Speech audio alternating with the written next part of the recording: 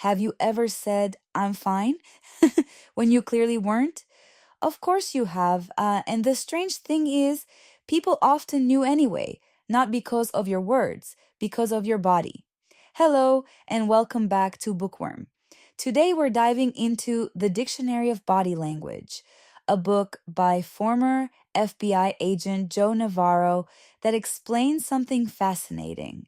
Your body constantly reveals what you feel, even when you try to hide it. A nervous hand movement, a shift in posture, a quick facial reaction, tiny things but powerful things. Because human beings are constantly communicating emotionally, even in silence. And once you start noticing these signals, you realize people reveal much more than they intend to. Stay with me as we dive deeper. Because after this video, you may never look at people the same way again. And if you enjoy this kind of content, don't forget to like and subscribe.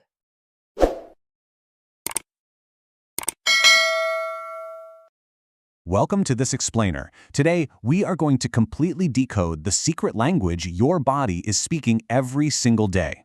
Think about it for a second.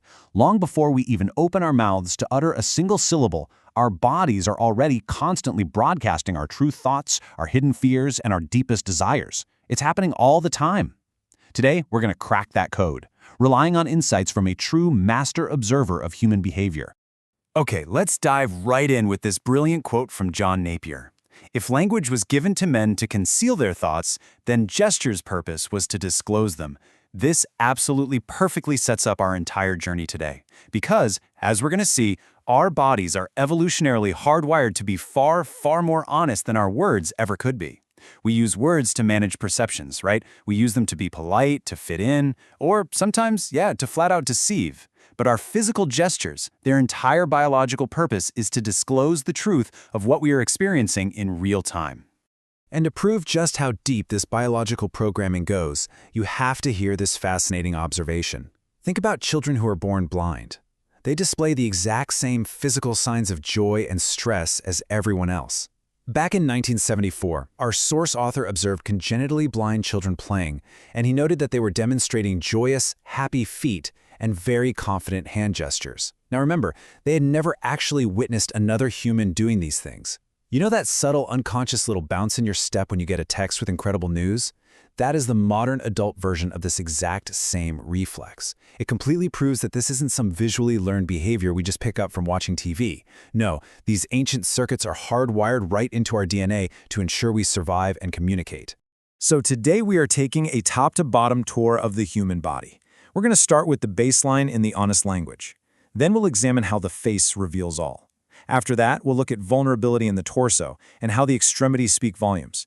Finally, we'll wrap up by reading the patterns and ultimately boosting your emotional intelligence. Section 1. The honest language. Let's lay down the foundation of human behavior.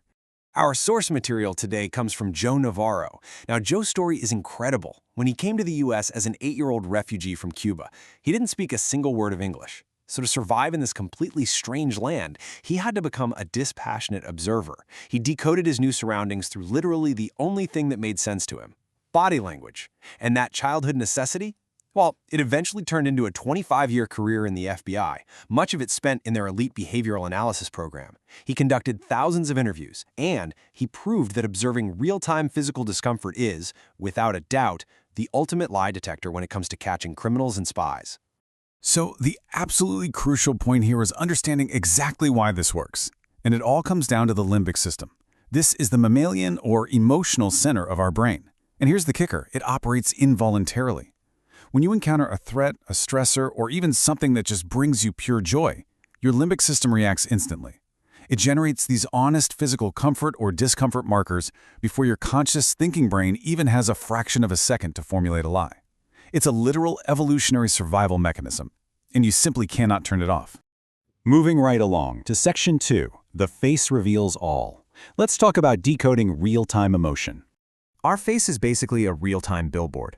Specifically, the eyes and the mouth are these highly sensitive areas where we can almost instantly observe tension, fear, or genuine joy, because the muscles around your eyes and mouth react to limbic stressors so much faster than the other facial muscles. They give us a completely unfiltered window into someone's mental state.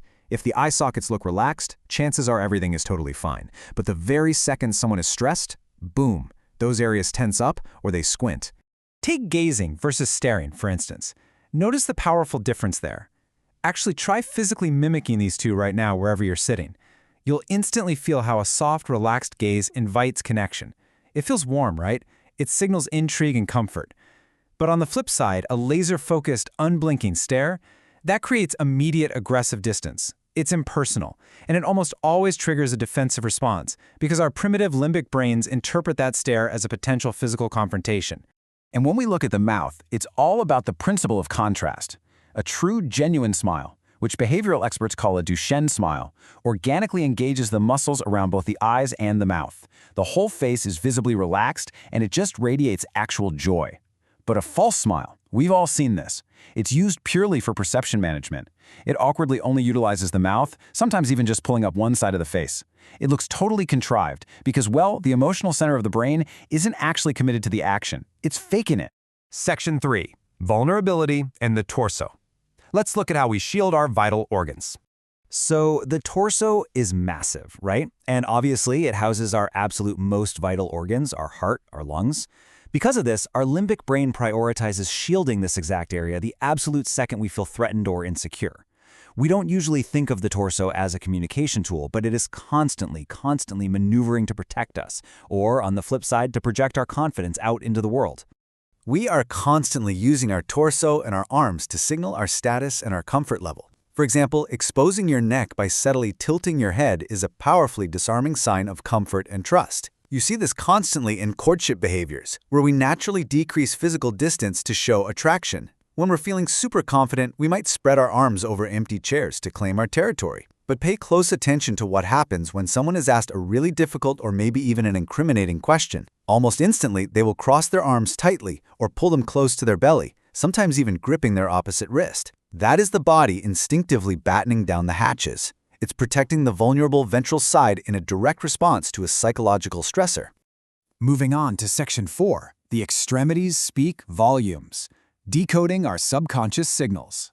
So when humans are put under stress, we engage in what experts call pacifying behaviors. These are those repetitive, tactile actions we do that are specifically meant to stimulate our nerve endings and psychologically soothe our brains. Think about playing with your hair, biting your lower lip, or wringing your hands. One of the absolute strongest indicators of severe stress is something called the TP finger rub. That's when someone interlaces their fingers ramrod straight and aggressively rubs them back and forth. The larger surface area being stimulated there provides a massive dose of physical comfort when things are psychologically going wrong. Our hands also dictate confidence in a huge way. Next time you're in a negotiation, notice the difference when someone answers you with their palms placed flat and firm on the table. That is a solid, declarative, authentic statement. Liars actually really struggle to do this gesture convincingly because their emotional brain isn't backing up the words they are saying. Conversely, if someone raises a single shoulder and turns their palms up, they are pleading, or they're showing a complete lack of full commitment to whatever just came out of their mouth. And hey, let's not forget what's happening under the table, because the feet literally never lie. We might be able to artificially control our facial expressions during, say, a high-stakes job interview, but our lower body, it almost always betrays us. If a candidate's ankles suddenly lock around the legs of their chair right after a specific question, or if their knees suddenly clasp super tightly together, their body is screaming that they are uncomfortable. What you are witnessing is a literal freeze response manifesting right there in the legs. Section 5. Reading the patterns.